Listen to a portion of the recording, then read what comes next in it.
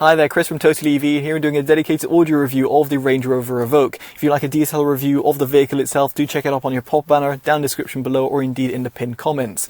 Now, in terms of audio configuration, we've got the standard 6-speaker setup. That outputs 180 watts, and it's got a singular 165mm woofer found within each of the 4 doors, and 25mm tweeters found towards the front door triangles. Now, if you want to bolster the experience, you can go for the Meridian sound system, which comes in at £630 option, again for the trim level that we've got, which is the R Dynamic SE, and you can of course find this as standard in the more expensive trims, and this will output 400 watts of power, and this is also bolstered by the fact you've got a subwoofer that's found towards the front seats. Now, if you want to go a step further and add even more drivers within the cabin and then take your total power output up to 650 watts, you can go for the surround system, the surround Meridian audio system, and this comes in at a whopping £1,260 instead. Now, for you to tinker around with the audio drivers, you can go through the infotainment system. Of course, we've got the standard audio system, and here we've got the treble and bass EQs. I've left the treble EQ untouched, but taken 2 notches off the bass EQ.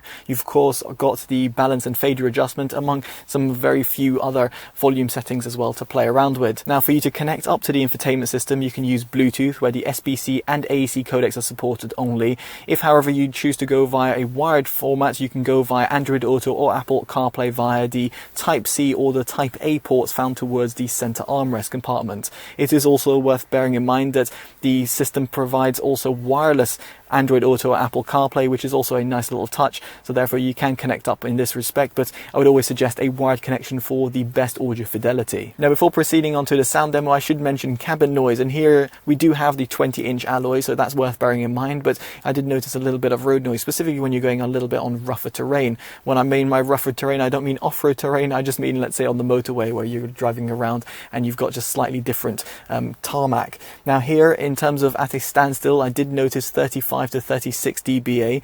While driving at 20 to 30 miles an hour, this increased to 50 to 54 dBA. Driving at 40 miles an hour, it went up to 56 to 59 dBA, and driving at 70 miles an hour, it went up to 68 to 72 dBA. Suffice to say, it's relatively quiet, but it could have been a little bit more quieter, at least in my opinion. So now we get onto the sound demo, and I'll be placing the camera and the microphones in 4 separate locations, and I'll be using Priya J's song, which is titled Falling, as a reference. You can find the song itself if you want to hear it down in the description below, and of course if you want to purchase it yourself, you can also support the artist there too.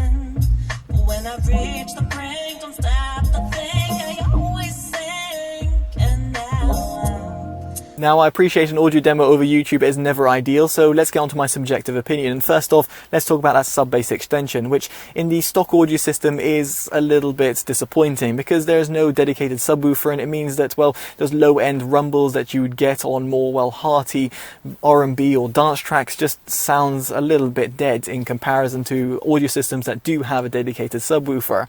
As for the mid-bass reproduction, it's pretty hearty, and in my case, I actually reduced it by 2 notches through the bass EQ on the infotainment system, but still, to say the least, it doesn't have that sort of refinement and finesse that I was expecting in a Range Rover Evoque. But again, this is me being quite analytical of a vehicle, specifically a car that costs over £45,000, so I think most consumers will be, well, okay with the overall bass reproduction. As for the mids, however, they are quite pushed back, and you can adjust the treble, but as the name might suggest, the treble does also affect the mids and the highs, and therefore if you're going to be going extra notches on the treble EQ and therefore trying to get a little bit more of mid-range presence, it's going to give you quite a sibilant and harsh sound, at least to my ears, specifically when you're sat at the front when you've got those dedicated 25mm tweeters. So as a result, I left the treble untouched and just accepted it's got quite a V-shaped and pushed back sound signature, and therefore vocals don't come out to the foreground as much as they should do.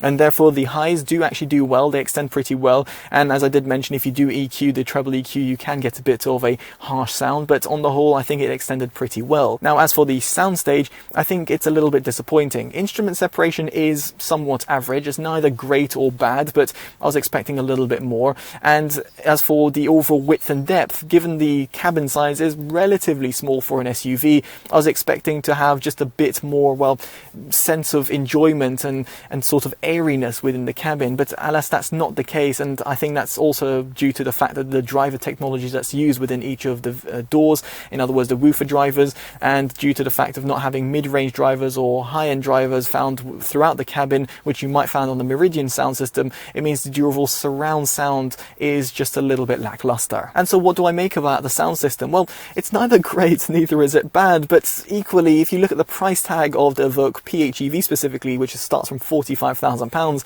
you would certainly expect a better audio performance. And of course, you can achieve this via the Meridian sound system, but then that comes in at a minimum of £630, at least with the dynamic S or SE trims that you can get, and therefore the cheaper trims. So I was just expecting a bit more from Land Rover on the whole. I just think the audio is just being left a little bit too far behind, and given that the Evoque will be probably driven around majority within the city rather than going off-roading, at least in my opinion, I feel that a little bit more emphasis on the stock audio system would have definitely been appreciated, and or providing the Meridian audio system as standard would have certainly bolstered the overall audio prowess. But of course, that's just my subjective opinion about it, so I'd be intrigued to hear your thoughts in the comment section below. And of course, if you like this detailed audio review, definitely do drop a like and subscribe and hit that bell notification, all of which would be greatly appreciated. Alright, I've been Chris from TotallyEV, and I'll hopefully see you in the next one. Take care of yourselves, and goodbye.